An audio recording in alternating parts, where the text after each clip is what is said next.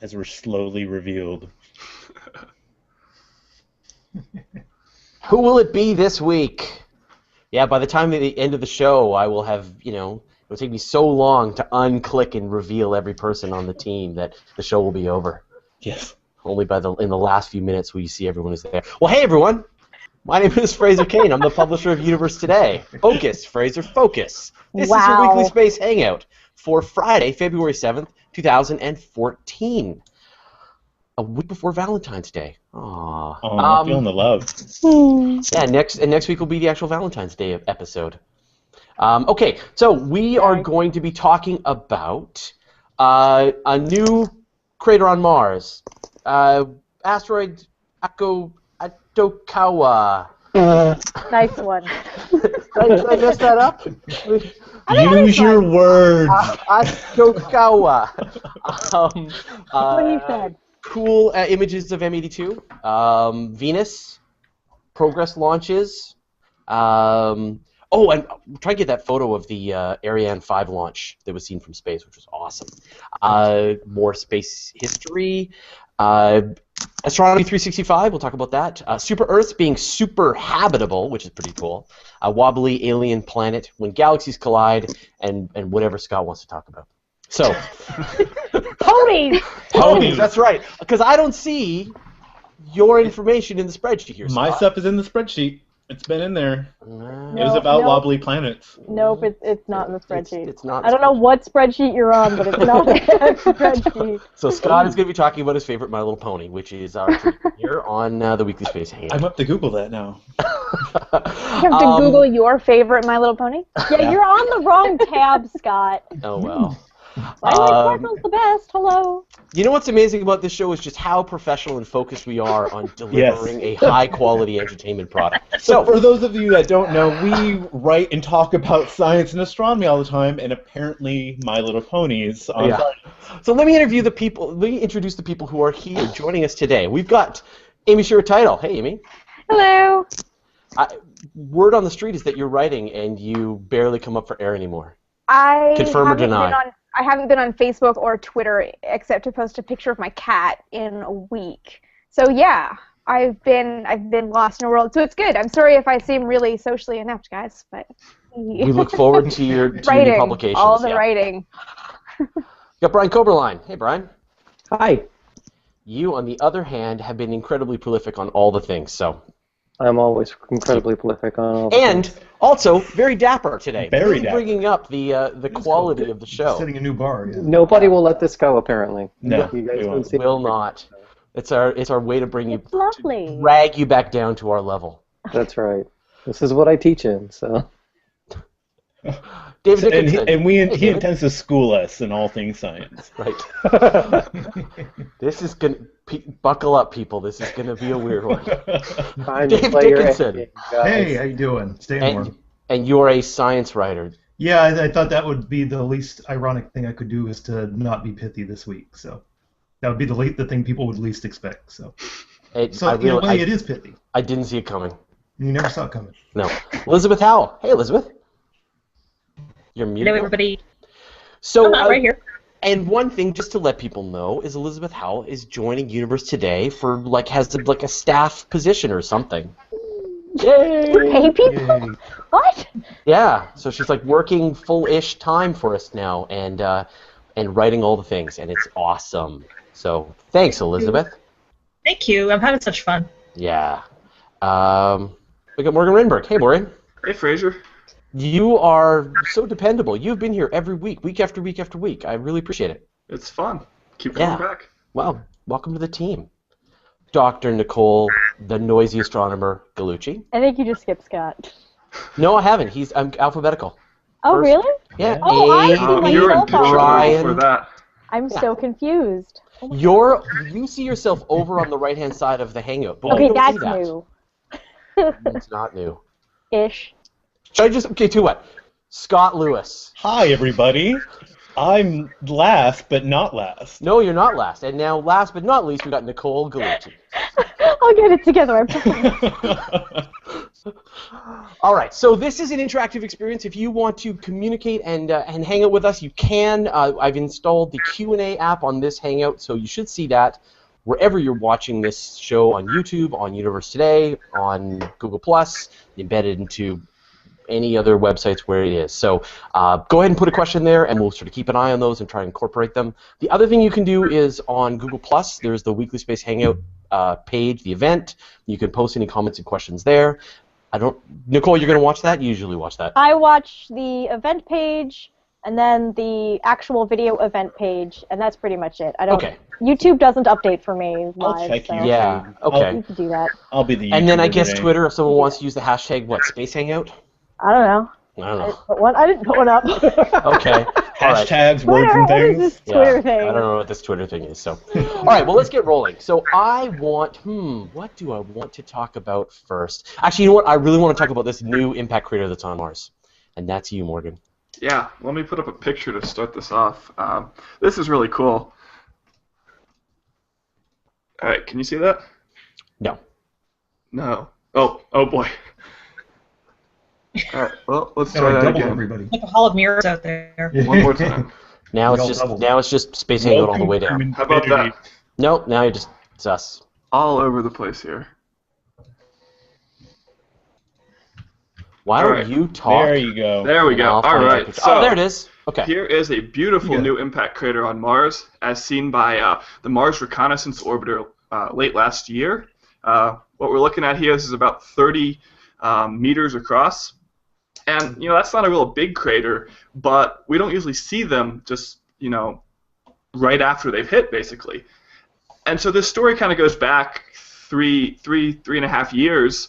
The Mars Reconnaissance Orbiter has been orbiting Mars now for 8 years, just constantly taking these really high-resolution pictures of Mars. And because it's been going for so long now, it's been taking multiple pictures of the same point, same places on the surface, over and over again. And sometimes it seems differences. And so, for example, this region, they took a picture of it back in 2010 and didn't see anything, just basically flat ground. Then they came back in 2012, took another picture, and they saw this kind of blurry feature that looked different. And they said, what's that? And so last year, back in November of 2013, they basically zoomed in with this high-resolution camera and snapped this picture. And so what we see here is a crater at the middle, and then all this bluish material shooting out in all directions. That's what we call the ejecta. That's the material that was once in the crater that's now been thrown out.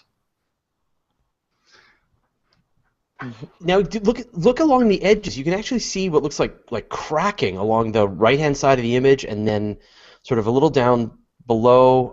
It's reversed for you. So imagine the left side of the image for you. Yeah. I mean, do you see that cracking there? Do you think that was caused by the impact? Absolutely. So when these things hit, they hit really fast and really hard.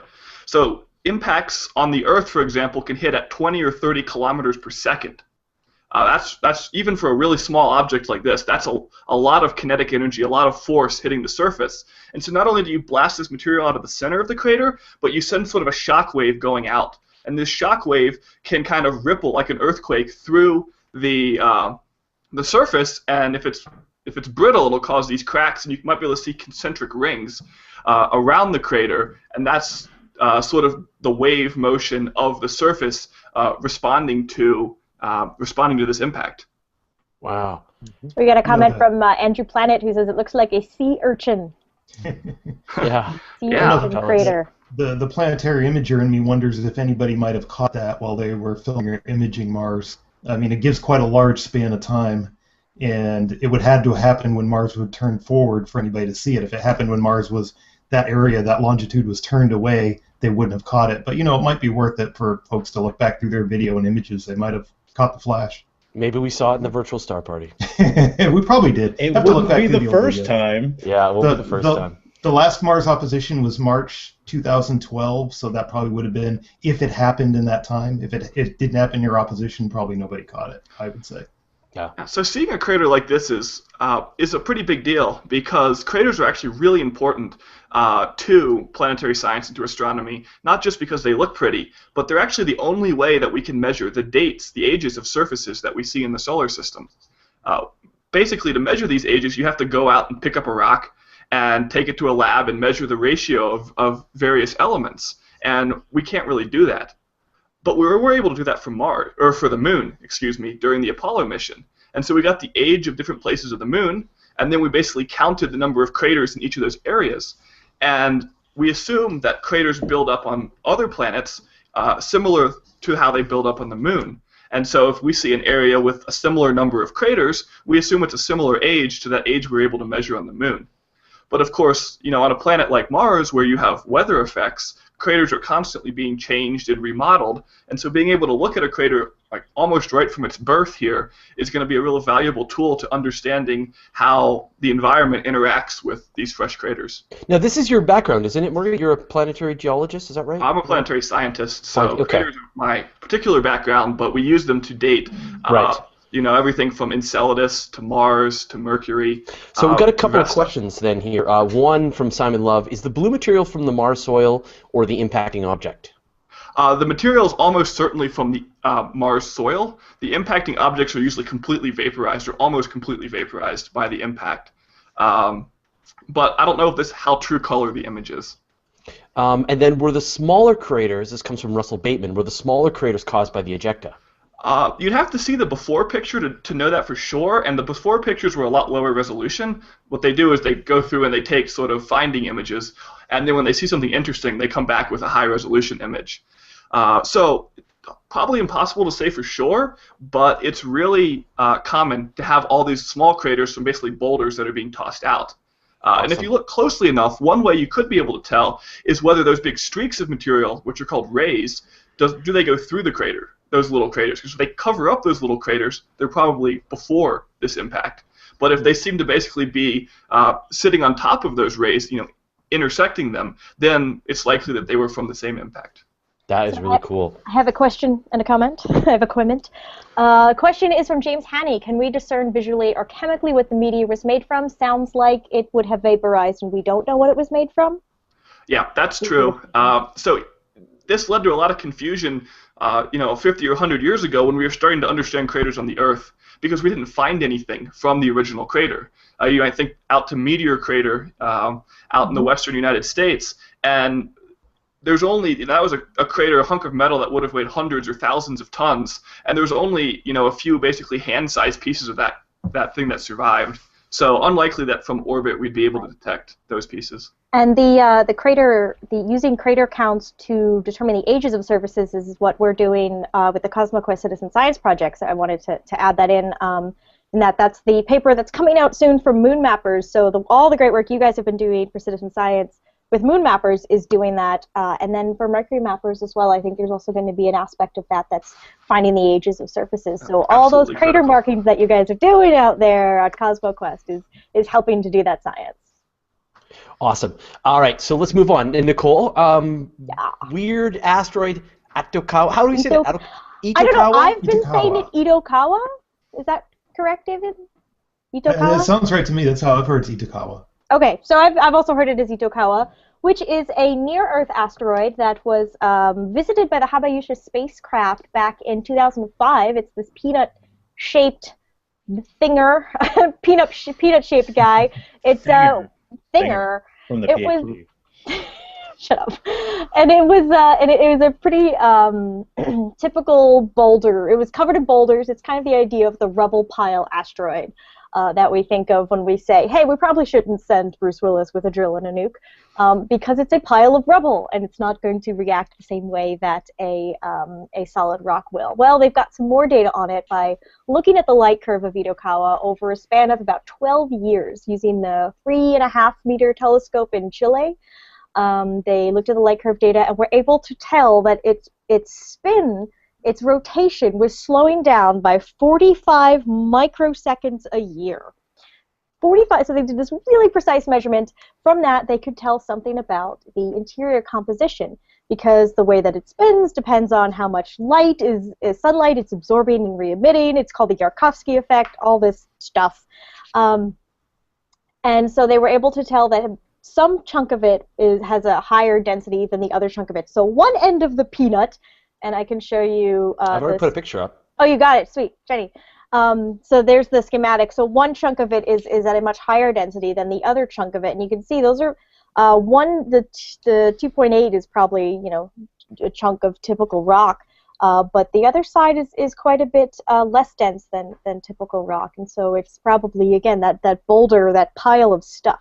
So that tells us a little bit about what these asteroids are made of, how they are composed, what we can do if it's hurtling towards Earth, or at least a little bit more about it if we decide we want to visit one of these near-Earth asteroids. So could that be just like an iron meteorite just slowly merging with a stony meteorite, and you just get this? It'd be more dense if it was iron. It'd be more like 4,000 or 5,000. Right, like the Earth. But it's some other dense rock, slightly denser rock versus less dense rock. They can't tell exactly what it is, but they can tell that its center of mass is not where they thought it was, so it's denser on one end. JAXA is going to be launching another sample return mission later this year too. Hayabusa 2 is going off in December. Ooh. Hayabusa 2. All right, so Dave Dickinson, you Yes. have been following the Progress launch. Yeah, there was a launch of Progress 54 went off on Wednesday off to the International Space Station. It was a fast-track launch. It was a 4-orbit, 6-hour launch, which are always kind of cool to watch because you can tune into NASA TV and watch the launch, and then about 6 hours later you can tune in and watch the docking, and they've started doing that with crewed launches here too. It was the first launch of February. It went flawlessly. It went pretty well. We watched both the launch and the docking. It was a night launch. And we actually managed to catch visually the Progress that undocked from the Piers module to make way for this one the night before when it passed here over Florida. I've seen most of the spacecraft that I've seen the Dragon modules, I've seen the ATVs and HTVs, I've seen the shuttles when they were in orbit going up to the ISS. I can't recall ever seeing as many as they've launched. I've never seen the Progress. The geometry hasn't been right. But it was interesting. It was about +1 magnitude right in front of the ISS, and that one's still up there right now too. They're doing some experimentation on the thrusters before they re-enter the Progress M20M, I believe it is. This one that just went off is M22M, and that one is going to re-enter on February 11th. But it's kind of interesting. They've had a really good safety record with the Progress. They started back in '78. The only Progress they launched, you might remember back in 2011, I believe it was, they lost one shortly after launch that crashed out in eastern Siberia. And I found out something interesting during that loss, that there's actually a cottage industry in salvaging scrap metal from these rockets and boosters that fall out in eastern Russia, in eastern Siberia. There are people that go after these stage 1 boosters and all this hardware that crashes out there, and they salvage it for precious metals. So I think that was kind of weird. I was trying to get this picture here. Okay, here we go. I'm gonna show you this picture. Now this isn't the Progress launch, but it's. Oh, there was an Ariane 5 launch yesterday. Yeah, yes. yeah. So it was an Ariane 5 French launch. Guiana. Yeah, which is cool, and the picture is the best. So I don't know if this is coming through. Yeah. So this was taken from the International Space Station. So one of the astronauts there tweeted that out, and I saw it when Jason Major wrote an article about it last night. Yeah, I'm like, that's pretty cool. I didn't realize the geometry. They saw the Progress launch too, but I didn't see any pictures. See if I can zoom in here. Yeah. So Rick Mastracchio, who's on the International Space Station right now, captured this image, and check this. So you can see the trail. I know it's kind of low resolution. They were just lucky that they were going overhead when they launched the Ariane, because they're in totally different orbits. Now they've seen it before when they've launched the Progress, but they're usually coming overhead. If you've ever been at the Kennedy Space Center on a night launch when the shuttle was going toward the ISS, a lot of times the ISS would pass over 10 minutes prior, and that wasn't coincidence. That's because the shuttle was chasing after the ISS, and you see that on Dragon launches too. So usually there's an ISS pass, then the shuttle or the Dragon or whatever is going after it will launch after it. So. Yeah, so just really lucky shot and so cool. And I love that it's upside down, which I think is just great. In fact, I think I think Jason might have flipped it over, and then I was like, no, it looks way better upside down. That's right, yeah, he flipped it over. So, but I love that it's upside down. Yeah. Because you can just see the astronaut, was just took the picture, and then that's the picture. Cause there's no up in space. There's no up in space. Yeah. That was very lucky they caught that. It was kind of cool. Yeah, really cool. All right, so we're going to now have a sort of a battle to the death between Scott, Brian, and Elizabeth, and they're going to tag team. They're going to join each other and talk I'll about share pictures with some commentary because I can talk about Gaia. about this wobbly alien planet. And so so Elizabeth, why don't you introduce the story, and then Scott and Brian can jump in as well. Okay, and the great thing is if I get anything wrong, I have two guys backing me up if something happens. But anyway, essentially what's been going on is the Kepler Space Telescope, which might or might not be searching for planets in the future. We'll talk about that later. But anyway, it was searching for planets, and it found this really bizarre planet, which is called Kepler 413b. And essentially what it's doing is it's orbiting around two dwarf stars, and its axis is wobbling as it's doing that every 11 years. And compared to Earth, on Earth we also have an axis wobble, but it takes place over about, 30,000, I think? Anyway, Yeah, quite like a bit long. 26,000 years. 26,000. 6,000 years, yeah. Uh-oh. No. No. Exactly. I could wobble really for you. Nicole is wobbling for us. Elizabeth is breaking up. It sounds like her latency is wobbling. Yeah. All right. Well, we'll go with Brian when her internet catches up. Brian.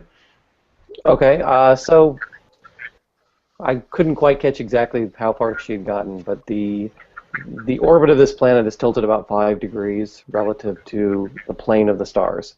So the two stars are orbiting in a plane, and then the planet is tilted about 5 degrees. And because of this, the orbit changes over time. One of the interesting things about this is they were kind of lucky to catch this with Kepler. Yeah. It's one of the things. Oh, come on. Is this like the story that can't be told? Actually, I'm hacking the internet right now. This is my story, and I will talk about it. That's it. All right. Cool. Keep going, Brian. Keep trying. Okay. So because of this wobble, Kepler finds planets by what's known as the transit method. And so this planet has to pass in front of the star from our point of view. What Kepler actually saw was they saw 3 transits and then a gap of 800 days and then 5 more transits. And the transits are spaced 66 days apart. So it caught it, and then it moved out of alignment because of its wobble of orbit, and then they caught it again. And so that's why they could find it. When they do the orbit analysis, it's not supposed to come back into alignment until 2020.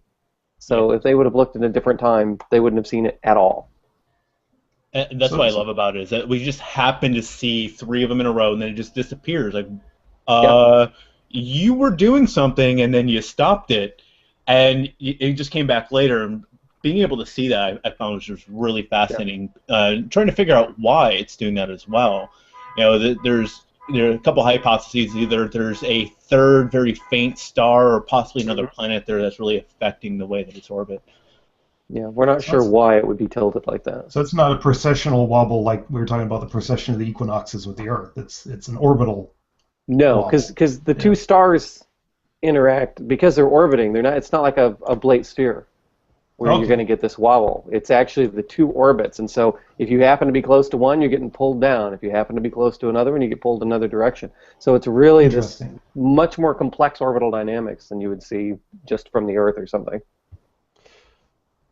So would this give us like weird seasons? Is this like Game of Thrones? Like what's going on? Well, yeah, it would give us crazy seasons. You know, when you're talking, you already have your axial tilt, which is what causes for the season anyway. But then when you're having it being affected even more just by your orbit going off as well, you're going to be having such a difference in axial tilt as as the precession's going on. So every 11 years it's going like this.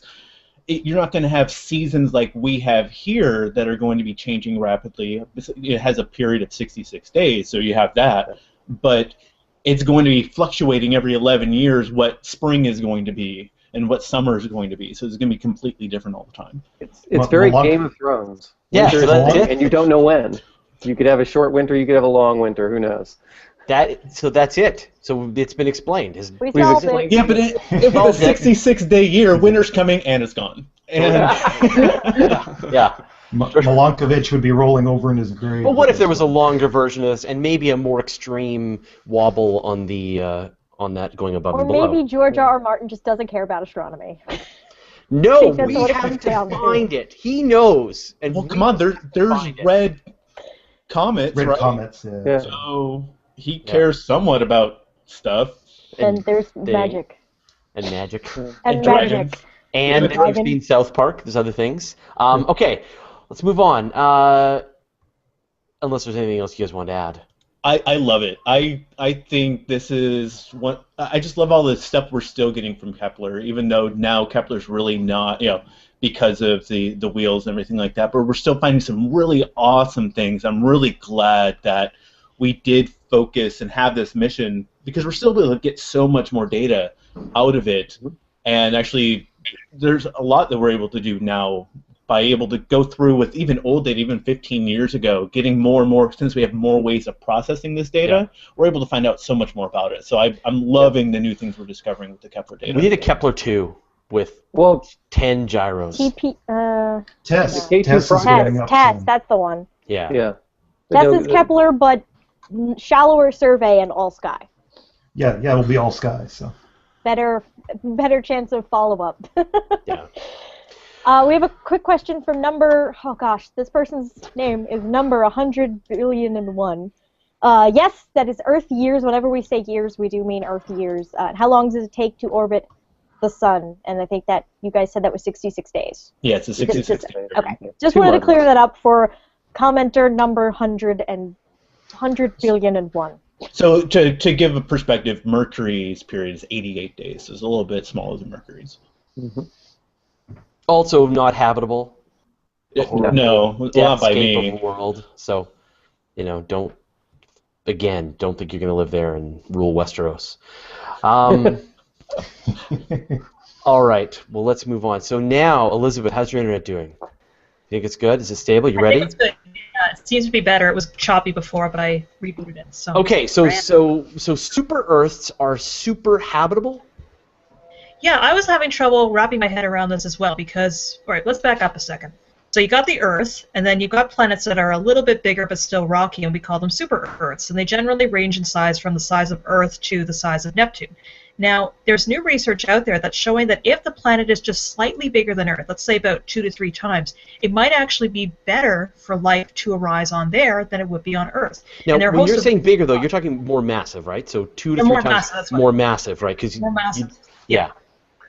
So 2 to 3 times more massive than the Earth, which would mean that you would have a better ability to hold on to a thick atmosphere, for example, which would make it a little bit easier for organisms to arise on there. The tectonic activity wouldn't happen as often as a smaller planet, which means that life would be a lot more stable. Things would be a lot more stable for life to live in over there. So this is just really cool because I never had imagined that something that would be just slightly bigger than Earth might be better. And so the corollary to this is if these super Earths are more habitable or more favorable for habitability, then Earth itself might be quite rare. And so now the scientists that were doing this study are saying that if we're going to be looking for life outside of Earth, we shouldn't actually be looking at planets like our own. We should be looking at ones that are just slightly more massive. Which are easier to find.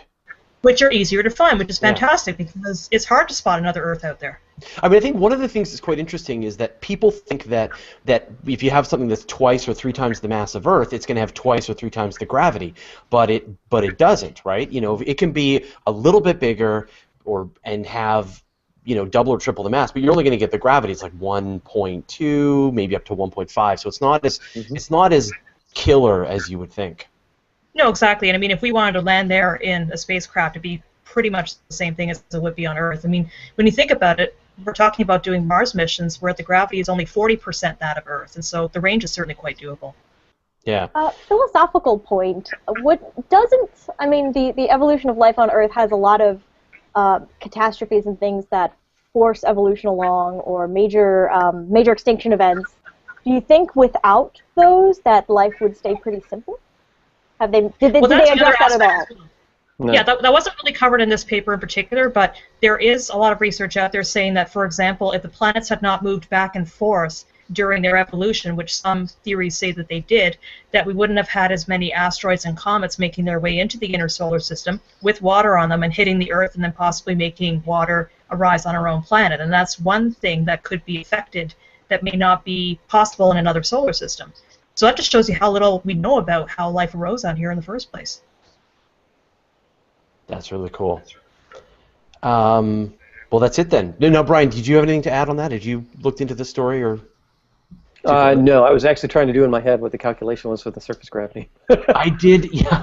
And how did that work out? It's Friday. There's no way I'm doing that. Okay, I did. I'm just trying to calculate in my head the gravity. Yeah. No, I'll calculate it out. I'll actually write maybe a little tight, easy cutting off the equation. circulation. Yeah. I did the math, or I sort of looked up some math, and there was I did a video on super Earths, and it was, like I said, it was about, I think there was a super Earth, it was twice the mass of Earth, but the density was a little lower, and the end up with the gravity was 1.1 or 1.2 times the gravity of Earth. So anyway, but the point being that you're not going to get 2, 3, 5, 10 times the gravity of Earth. You're going to get something that's a little more reasonable as the thing gets more massive and bigger. It'll be a little more challenging for them to become spacefaring, but not impossible. Well, that's the thing, right? Is that it's so hard for us to get off this planet. It's hard enough here. It would, that's the part that would really suck, is if you're in 1.2, 1.3 times the gravity. But maybe they have trilithium, and they don't have to worry about it. Yeah, maybe. There's a comment from Leonard Lindstrom. So where are all the extraterrestrials? Trapped at the bottom of deep gravity wells. Wah, wah. Yeah, just go into orbit and just laugh at them. What's the matter? How's your space program doing? Yeah. Oh. You would do that. Their space program is jumping. You're like, yay! All right. Amy Shira Teitel, I summon you to the podium to talk about colliding galaxies. I accept this being summoned thing. Okay, so bit of an interesting thing in galaxies this week, or maybe it came out last week, actually, the research. The paper was published in the Astrophysical Journal. So basically, what we know about galaxies is that they are born from the stuff that came out of meh at the Big Bang, and as they get older and stars form, and the change of material and stuff, they get more massive, and they have less star formation the older they get. But the weird thing is that astronomers have found galaxies that are as young as 3 billion years old, which doesn't sound so young, but it is quite young. That are as young as 3 billion years old, that are quite massive and have almost no star formation. So this has kind of been the thing that doesn't actually make any sense, and astronomers haven't quite been able to figure out what's been going on to explain this kind of inactivity. So a researcher from the professor of Dark Cosmology Center at the University of Copenhagen, I think Suni, or I might be pronouncing that wrong, Suni Toft, decided to look a little bit further back in time to figure out what was making these early galaxies big, massive, and kind of dead so early in their lives. And he looked at galactic collisions, the idea that galaxies are colliding and exchanging material or merging in some cases. Now, this isn't a new idea. We, the Milky Way, we being the Milky Way, are on a collision course with the Andromeda galaxy. I think we're 4 billion years out from that one, if anyone can verify that date. So we've got some time to prepare ourselves, but galaxies collide, and when they do, their stuff mixes, and sometimes they spread out or they take on weird shapes, and that's one of the ways that astronomers think we have things like spiral-armed galaxies and elliptical galaxies. And Toft and his team have suggested that maybe very gas-rich galaxies colliding and merging when they're very young create this super rich nucleus of rapid star activity that just doesn't sustain itself very long. So what you end up with is a galaxy that's quite young, that's just 3 billion years old, that looks like a much older galaxy. It's not quite a Benjamin Button, but it looks like a Benjamin Button galaxy. It's like live fast, die young. It's live fast, die young. It's the live galaxies. I think it was pretty funny there, as Amy was saying 4 billion years, the entire panel was nodding. I thought that was great. Yeah, that like was a bunch of bobbleheads. So I actually got a question for Brian. Actually, someone asked me this: are there any galaxies forming now, or are all of the galaxies that will be, have they already formed? Any idea? I would say you're probably going to have galactic mergers. But no new galaxies forming. No new galaxies forming on their own, probably not. Yeah. All that happened really early on. Little baby galaxies formed very early on, and since that time, they've been merging. Right. And our modern galaxy is basically clumps and voids now. Clumps and voids. We have galaxy clusters. We have voids between them. Ah, okay. Yeah, like the biggest thing in the universe is nothing, right? Right. And then we have these tendrils of galaxies that are clustered together that have this big filamental structure. Right. Amy had her hand up. I have a question for Amy the had her hand up. Does somebody know when the most recent galaxy formation was? Like, do we have an idea of like at what point in the age of the universe galaxies just stopped forming? I just thought about it. I just wondered that. It's way before we can see with optical infrared telescopes at the moment. It's back in the epoch of reionization era, which we have large radio arrays looking for that signal now. Right. Yeah. So this is not something that we have any clear idea of, like. Right. We can look really far back, and we already see sophisticated galaxies. Yeah. So sometime before yesterday, that's when that happened. Basically. Thank you, Scott. I aim to narrow things down. Yeah. Between the present and 13th tomorrow is the answer.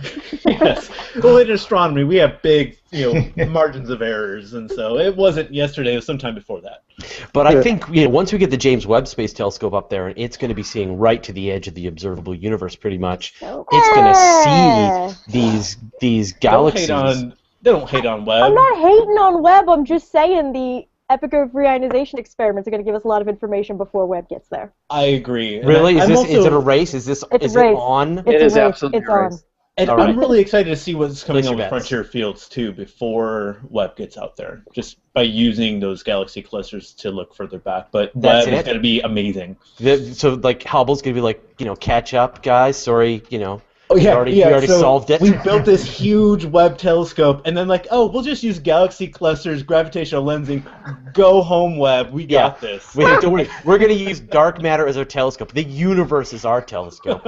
Yeah. Of course, James Webb can do that too. So yeah. Especially once Hubble has found them all, James Webb can look at the same ones and he's like, oh, that's take cute. It to, Here, I'll use a better wavelength. Yeah, or just see the right to the edge everywhere I look. All right, well, let's move on. I choose. Rails off. Is this like space Pokemon? You're like, which nerd should I use? Which nerd should I use? I've got an answer to your surface gravity planet now. Collected all at the bottom. Go, Scott Lewis, go! No. No, I could go. No. Well, we're gonna come back to you, but first, Dave Dickinson, I can see is struggling with his internet. So. It seems like I'm back now. But we've lost your identity. I put down the lower. Yeah, I just kind of put in a quick lower third. So what's happening with Venus? By the way, I saw Venus this morning. It's amazing. Yeah, I was up at like 6 a.m. and there's a super bright star. There's Venus. Boom. Venus is reaching its brightest. Fraser. Yeah. To see Venus? It's a planet. Yeah. It's reaching its brightest for 2014 coming up here February 11th. It's going to be magnitude -4.7, which is bright enough to cast a shadow if you're somewhere where you've got a good high contrast background like snowfall on the ground or something like that. And you can actually do a time exposure of your shadow from Venus. I've seen that done before, where people just aim a camera opposite to Venus on the ground and stand there and take like a 10-minute time exposure, and you can see where it's casting a shadow. If you can't see it with the naked eye, you can see it with the camera. Internet, I challenge you. Yeah. Take that picture right now. Do that? Yeah, I've seen it actually done with Jupiter. I've seen it done with Jupiter at opposition too. I will assign David Dickinson a story covering your photograph if you take it. All right? That's cool. That would be. I'll tweet about it because I ain't taking it. I'm in LA. That ain't happening. Yeah. So if you go and you take a picture and you send it to David Dickinson, we will run a story on Universe Today because that's awesome. Venus is spending all of 2014, pretty much all of 2014, in the morning sky. It doesn't reach opposition until I believe it's in late November, or not opposition, but it reaches superior conjunction on the other side of the sun. But it just feels Venus. like we were viewing it passing right by the sun just a couple of weeks ago. Inferior conjunction, yeah, that's when it moves. When it makes its moving fastest in relation to the Earth, where its apparent motion against the background sky is the fastest. Is the best way to say it. That was in last month about this time, and now it's already moving up into the morning sky. So it's really trucking right now. And it's when you look at it through a telescope, it's a very thin crescent, and it's starting to get wider. And it's going to reach greatest elongation for the morning sky on, I've written down here, March 22nd. It's going to be 46.6 degrees west of the sun, and then it's going to continue on. It's actually going to get occulted by the moon on February 26th. However, we won't see it here in North America. The best place to see it will be in the morning in Western Africa. You'll actually see the crescent moon occult the crescent Venus, which would be kind of cool, but you've got to be right in the right position to see it. So, I wonder if Corey Schmitz is in South Africa. I wonder if he'll be able to take a crack at it. South Africa will miss it. You've got to be in Western Africa, like northwestern Africa. So while they're doing that, the crescent moon, crescent Venus, they should be eating croissants just to get it all. But that would be really cool to see that sort of the same crescent, almost in the same position, right? And then just yeah. You know, there's a controversy about something called the ashen light of Venus. You know how the Earth has the moon has Earth shine, where you see the dark side of the moon lit up. Now we know that's because the sunlight's being reflected off the Earth back onto the nighttime side of the moon. Venus has a very spurious illusion that observers have claimed. However, Venus has no reflecting body next to it. So there's a lot of discussion on what's called the ashen light of Venus and what causes that. And there's been some discussion about if you could photographically catch it, say when the dark limb of the moon was occulting that bright crescent of Venus, you might actually see this spurious sky glow kind of effect on the nighttime side of Venus. There's a lot of theories about it might be. The leading theories is probably an optical illusion because you're looking at a very dark limb of Venus through the telescope next to a very bright crescent. But there's also, if there's anything to it, it might be lightning underneath the Venetian cloud tops. It might be aurora, which Venus doesn't have much of a magnetic field, so it's probably not aurora. There was even an idea back in the 19th century, before we knew anything about Venus, that we were seeing maybe the glow of cities underneath the cloud cover of Venus, which of course we know now is not true.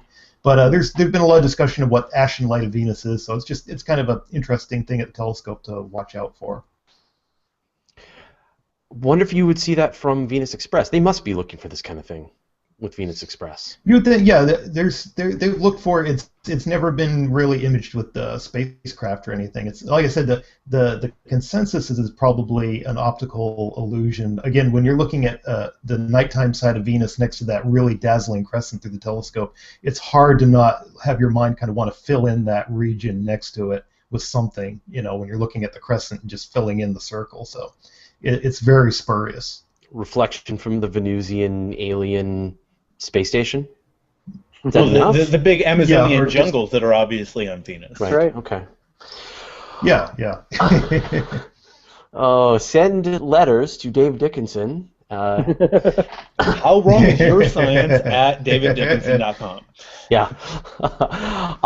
Okay, so now we've got a couple of public service announcements to make. One from Elizabeth Howell about Astronomy 365. Yes, I'm a proud member of 365 Days of Astronomy, which is an awesome set of podcasts that happens every single day of the year that is focused on astronomy. And they have just started up their 2014 season. It's their 6th year of operations, and they would love for you to contribute. So if you go to my Universe Today story on the website, I have some details in there about how they can contribute podcasts, or also if you want to contribute some money, they would be willing to have that as well. And their initiative of CosmoQuest, and probably Nicole has a couple things to say about it as well. Yes, money is good. Money is good, so we can pay people to make them pretty. Yeah, and then you can also, in addition to the user-submitted podcast, you will hear the Weekly Space Hangout and Learning Space also included as audio files. So those come out every week as well. I think AstronomyCast audio gets put out through that as well. Yes, AstronomyCast is on there, and there's a couple of other. Morgan does a monthly news roundup for us. There's a couple of other monthly shows that happen at the beginning and the end of the month, and then we get some from Nancy Atkinson occasionally, doing with Survey, I think. So that's like the lunar and planetary science stuff. And I think it's important to get this point across to anyone who is in the space blogging, space writing sphere, is that we want to be your friend, and we want to promote whatever it is that you're doing, and we have created all of these venues to help promote and get the word out on what it is that you're all doing. The 365 days, even this, right? What we're doing right now is a way that we can showcase the work that you as space journalists are doing to kind of get the word out and improve the knowledge of space and astronomy. And so don't feel like there's some kind of in crowd and then some kind of out crowd. Yeah, we are a bunch of dorks. We are a bunch of dorks, and we are literally... We have no egos, you know. We are literally trying to be as inclusive as humanly possible. What else could we do? So send us tweets, drop us an email if you want to participate in the things we're doing, 365, if you want to show up on this show, on the Virtual Star Party, and all of the other things that we have. We really want you guys to all be able to participate and contribute, and if we can help, you get the word out on the stories you're working on, we're glad to help. So don't feel ever like we're send not us your here to help you audio, out. send us your stories, and send us donations to keep paying our producers. Yeah. And literally, I think all the people who are on this show right now, maybe at one point mentioned maybe they want to do some writing, and we're like, come on, let's get you involved. So that I hope everyone feels that is the community that we've built here, and so the more the better. We will trap you. We will trap you, and we are the event we look like all horizon of this fuzzy, lovey, but then Spaceborg. Spaceborg. You will be assimilated. Yeah, it really is. So just don't fight it. Just join us. All right? Resistance is futile. Just join us. And so Brian, you're feeling this. Come on. So. One other thing is we're going to be recording 2 episodes of Astronomy Cast pretty much in the next couple of hours, so I think the schedule's there. We're catching up because Pamela was so sick, and then we're going to get one show ahead. Yeah. Sick and still writing grants. Yeah, so we're going to catch up and get a little ahead, so that's happening as well. Dave Dickinson, you've got some information about some space history. Oh, the one about the space relics that I wrote? Space artifacts. Yeah, that was kind of a fun one to write. There was a few things on there that were kind of... That was something I had been shopping around, and as I was writing the article, it became more of a Universe Today type article, so I pitched it off toward Nancy, and she's like, sure, put it on the site.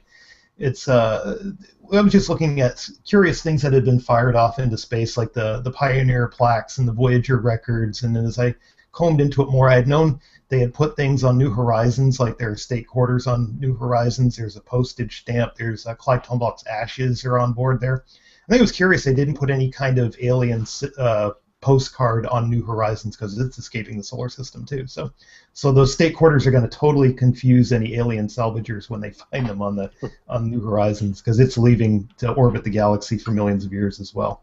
There were a few on there I had never actually heard of. Supposedly there was what was called the Moon Museum that was affixed.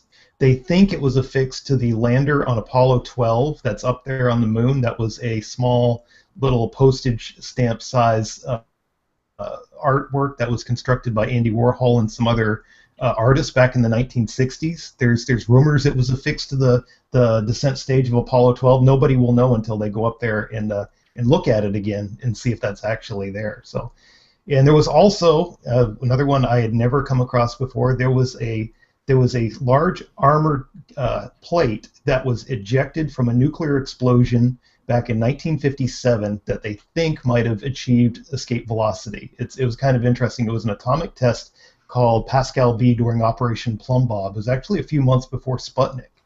And when they played back the high-speed video, it was an underground nuclear explosion. When they play back the high-speed video, this cap that flew off can be seen in like 2 frames. And they calculated that it was moving at about 7 times escape velocity. So it may well be in orbit, but we'll never know unless it comes back around at us again or anything. So yeah, it can. Very bizarre. Space can keep that. Sounds like the plot for Gravity 2. But But it's strange to think that may have actually been the first object launched into space prior to Sputnik. Maybe, if it didn't burn up on passing through the atmosphere when it. What's such when a it got monumentous ejected. name as Operation Plum Bob? I mean, Amy, you must have a collection of these kinds of weird. do you have a collection of plum bobs? Do you have plum bobs, Amy? Of what now? Plum bobs? Just SpongeBob? ignore them. Of relics, of I don't have interesting relics that have been sent to space, like Andy Warhol paintings. Me personally, no. I don't own any fantastic space relics. These things cost money. They don't pay writers much. Yeah, that's very true. No, I should know more stories. None are coming to my mind right now. I'm trying to think if I've ever read anything definitive about the Apollo 12 one, but I haven't. So we're gonna have to go back. That one I'd never heard about. There is astronaut poop on the moon, though. I know Plenty. that. Yeah. Really? Everywhere. Yeah, Oh, that's a good one. because Yeah, they left, it's weight that they couldn't. Yeah, no, I they didn't know. want to bring It that makes back. sense. Like, Yeah. like little bags. I That's know interesting. another one I came across is Gene Shoemaker. His ashes went to the moon on Lunar Prospector. He was a geologist that trained to be an astronaut, but he never got to go to the moon. And they had sent his ashes up there too, so that was another interesting one. Consolation prize. Oh God. That was terrible, and I love you for it. So Scott, you put up here something about Gaia, and I have no Yes. idea what you wanted to talk about. Gaia, because No, it's I put it amazing. in the spreadsheet because. Hey, I doesn't put it on know the how. wrong tab in the spreadsheet, so sue me. So, Gaia, let me screen share real quick. So, back in December, Gaia launched, and Gaia is amazing. It is a 1 billion star surveyor, and it is going to be up there for a 5-year mission. It's just getting started, and it took a test image in the Large Magellanic Cloud. So here is a star cluster that Gaia took. Ooh, pretty. It is very pretty. Unfortunately, for people excited about it like me, this is going to be one of the last images we see from Gaia for a very long time. Because they're just trying to get stuff tested. It's going to take several months for everything to be set up, all the mirrors and the 1 billion pixel detector on that, getting everything up and running. But I'm just so super excited about this. So they're getting some images going on with it. They're getting everything going. Everything seems to be fine. It's at Lagrangian 2 point. And honestly, this is like one of the most exciting things in 2014 that I'm looking forward to is this survey starting with Gaia, getting to see the most comprehensive 3D map of stars of our galaxy immediately surrounding us. It's going to be about 1% of the stars of our galaxy, and it's all immediately surrounding us, and just gives us a better perspective and context of where we are in our neighborhood. So we won't see pretty pictures, but we will know with incredible precision the location and speed and motion of all of these the stars. color will be. I mean, I want to screen share too because the video that Lisa put out is awesome. So do that. Gaia will probably find lots more exoplanets and near-Earth asteroids and comets, and there's going to be a lot of spin-off discoveries from Gaia too. Yeah. They anticipate. So are there any more questions, Nicole? Do we have any questions? No, but we have one more story. You have one more story from you? Yes. All right. Just a quick update on the M82 supernova, supernova 2014J, which I still have not seen because I'm a wuss and it's cold. But the VLA, the Very Large Array, the Carl G. Jansky Very Large Array, New Mexico, went looking for the radio afterglow. There usually isn't a radio afterglow in a white dwarf supernova. However, they went looking anyway because it's so close. Why not? They didn't see it, but they did make a gorgeous, gorgeous new image of the central regions of M82. And so they were able to see all of this filamentary structure that they've never seen before since the VLA has been upgraded since the last time they did an imaging project like this. So a couple people on Twitter said it looked like a fuzzy paramecium, and I think that's adorable. So pretty picture of M82, no supernova, but gorgeous new image with new structure. It's surprising that they haven't taken a picture of that object with that detail. I haven't seen... Well, the VLA's been upgraded. It's got Right. 10 times the sensitivity now. At least 10 times the sensitivity now. So that you can see 10 times the fur on the galaxy. The fuzziness. Aww. Well, Is that flocculent? No, I guess it's not flocculent. it's a little flocculent. It's Yeah. All right, so let's... Did not see any other questions, though. Does no, assimilation hurt? No, No. it's been pretty And even if painless it for did, me. that's erased from your memory. Yes, so very it's true. all right. Right. So then let's and here's the payoff for all these people who come and show up. Amy, Shira, Teitel, where do we find out more? How can we appreciate all of the hard work that you're doing? I am on Twitter as AST Vintage Space, and you can find me by name on Facebook and Google+, and my blog, Vintage Space, is at Popular Science. I'm elsewhere, but have been working on some other stuff lately, so I've been a little bit quieter on the online front, but Twitter's a pretty good place to look for me. The less we hear from you, the more we're going to see in the future. And the more I'm doing, really. Yeah, I know the feeling. All right, Brian Coberline, where do we find out more? Search for my name. I'm briancoberline.com, also on Google+. I post every day, also on Universe Today, so occasionally I do a post. So you can And find show up me for there. class. Do your homework. And show up for class, yeah. You should for my assign students. to your students the Weekly Space Hangout. I know Thad does that. Yeah. So, yeah. And the VSP. Yeah. Dave Dickinson, where do we find out more? See, I was active this week on my site, AstroGuys with the Z. I'm AstroGuys with the Z on Twitter. I was active on Listosaur, Universe Today, and I'm writing up a big post on the upcoming Mars opposition for 2014.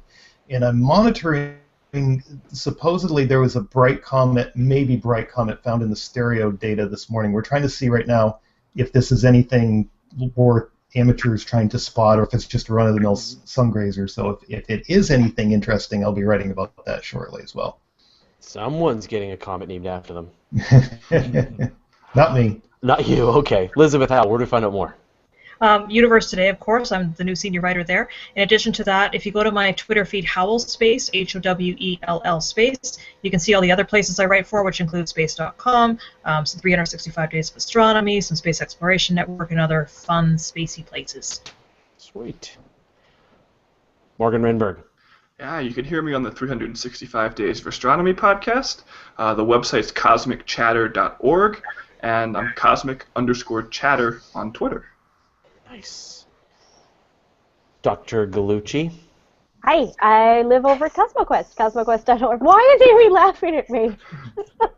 Okay. Actually, we should be Dr. Coberline too, right? Dr. Yeah, J. he's a doctor. That's Yeah. right. Doctor. I am a doctor. Yeah. Yeah, but mine's recent, so I'm still in the glow of it. But yeah, okay, so I've I'm seen over. things, man. You don't know. I'm over at CosmoQuest, and this week we are featuring our upcoming class at Cosmo Academy by being taught by Peter Dove. He is teaching Introduction to Astronomy via Color Imaging. That starts up in just about 2 weeks. So if you don't have to have any experience with astronomy or photography coming in. He will teach you how to do image processing using data from research telescopes. I'll put the link on the Hangout event pages. So check that out at Cosmo Academy. That we would really love to see if some people want to do color imaging. And I'll also shamelessly plug that I'm teaching a Cosmo Academy class on life in the universe because I love astrobiology. So it'll be a little snippet of the course, the undergrad course I taught at the University of Virginia. So where do people find out about that? CosmoAcademy.org will take you right there. Yeah, there's a bunch of courses that are there now. So yes, that is really cool. If you want to learn more, have Nicole teach you. Yay! Scott Lewis, where do we find out more? Everywhere. Let's see. I at Virtual Star Party, of course. So every Sunday night with some guy from Canada, we share the we share the stars with everyone. Also, Deep Astronomy and Space Fan News. So we just uploaded a new video of Space Fan News on our brand new channel, and we have a hangout in 5 hours called Space Fan News Live, where we discuss the latest episode. We're doing it to celebrate our 1 millionth follower on our Google+, and it's been kind of crazy, so we created a new channel for it, so we're all excited about that. I am Bald Astronomer on Twitter for some reason, and I also run knowthecosmos.com. Awesome. All right, and once again, I am Fraser Cain. I'm the publisher of Universe Today, and you can just search for Universe Today. F. Cain on Twitter, which is fun. F. Cain. You use Twitter? I do. He does. I tried. I'm trying. I can't promise I'll try, but I'll try to try. So thanks everyone for watching. Really appreciate it, and thanks to the team of panelists. Again, we really appreciate you guys taking the time to sort of get everyone up to speed on the big space news. And we will see you all next week. Except you won't see me next week. I'm going to be away next week, so you'll see Nicole. I think is going to be the host, right? Yeah, I think so. All right, cool. I will be in control. Nice. Awesome. All right, well, thanks everyone for watching, and we'll see you all next week. I'll see you guys later. 5 hours. Later. 5 hours. And astronomy cast in like an hour. So anyway. Yeah. Bye, everyone.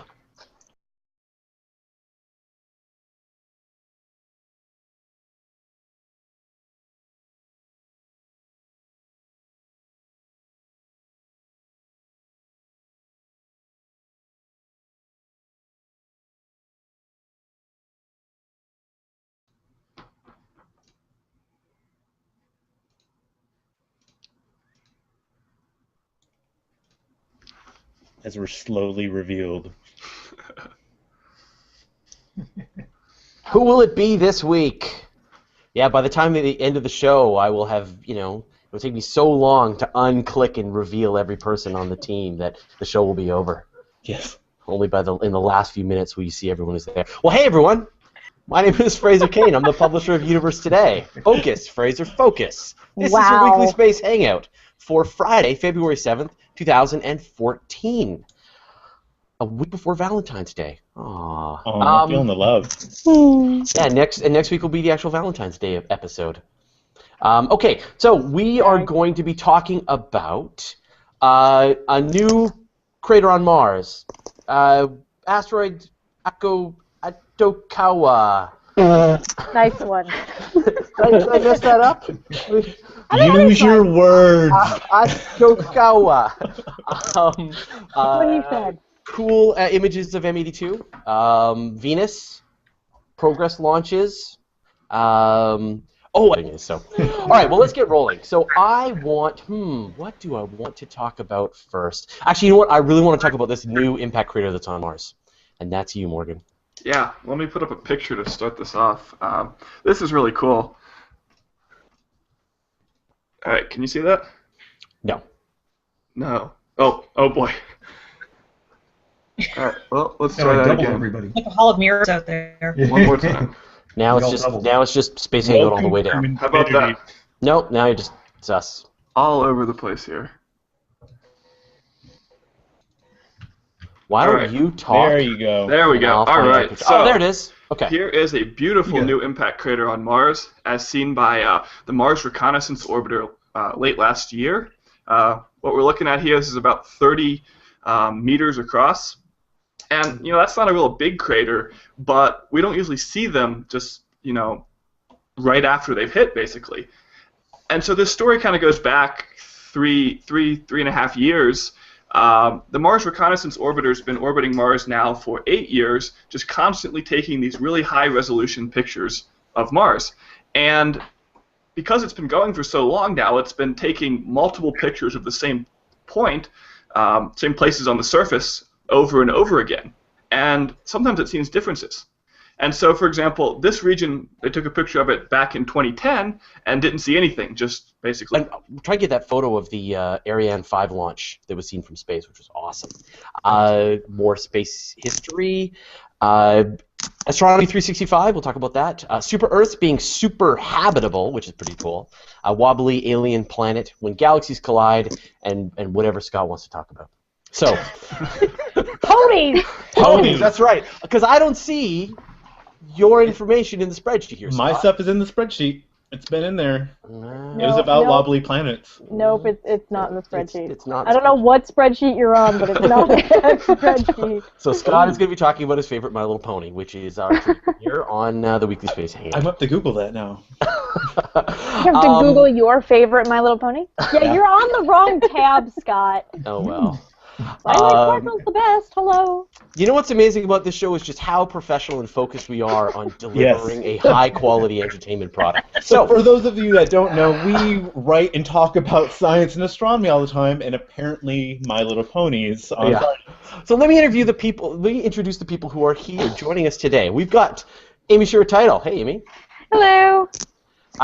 Word on the street is that you're writing and you barely come up for air anymore. Confirm or deny? I haven't been on Facebook or Twitter except to post a picture of my cat in a week. So yeah, I've been lost in a world. So it's good. I'm sorry if I seem really socially inept, guys, but we look forward to your. I really appreciate it. It's fun. Keep coming back. Well, welcome to the team, Dr. Nicole, the noisy astronomer Gallucci. I think you just skipped Scott. No, I haven't. I'm alphabetical. Oh, First, really? Yeah. You're in picture for that. I'm so confused. Oh you see yourself over on the right-hand side of the Hangout. But okay, that's new. It's not new. Ish. Should I just to what? Scott Lewis. Hi, everybody. I'm last, but not last. No, you're not last. And now, last but not least, we got Nicole Gallucci.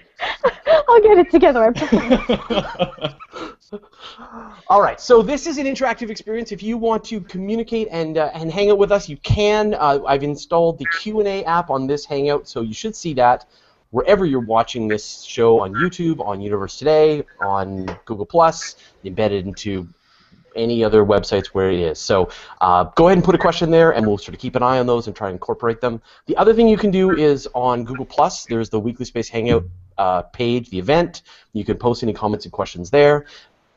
Nicole, you're going to watch that? You usually watch that. I watch the event page and then the actual video event page, and that's pretty much it. Okay. YouTube doesn't update for me live. I'll check so Yeah, okay. you can do that. I'll be the YouTuber And then I guess today. Twitter, if someone wants to use the hashtag, what, Space Hangout? I don't know. I don't know. I didn't put one up. Okay. All right. Hashtags, words, and What is things. this Twitter thing? I don't know what this Twitter is. Publications. all the writing. You got Brian Coberline. Hey, Brian. Hi. You, on the other hand, have been incredibly prolific on all the things, so. I'm always incredibly prolific on all the And things. also very dapper today. Very Really dapper. bringing up the quality of the show. Setting a new bar. Yeah. Nobody will let this go, apparently. No, You guys we don't won't. see Will not. It's our way to bring you, It's lovely. drag you back down to our level. That's right. This is what I teach in, so. David And Dickinson. he David. intends to school us in all things science. Right. This is gonna buckle up, people. This is gonna be a weird one. Time to Dave play your Dickinson. end game, guys. Hey, how you doing? Staying warm. And you're a science writer. Yeah, I thought that would be the least ironic thing I could do is to not be pithy this week. So that would be the thing people would least expect. So in a way, it is pithy. I didn't see it coming. You never saw it coming. No. Elizabeth Howell. Hey, Elizabeth. You're muted. Hello, everybody. So, I'm right here. And one thing, just to let people know, is Elizabeth Howell is joining Universe Today for has a staff position or something. Yay! Pay people? Yay. What? Yeah. So she's working full-ish time for us now and writing all the things, and it's awesome. So thanks, Elizabeth. Thank you. I'm having such fun. Yeah. We got Morgan Rinberg. Hey, Morgan. Hey, Fraser. You are so dependable. You've been here every week, week after week after week.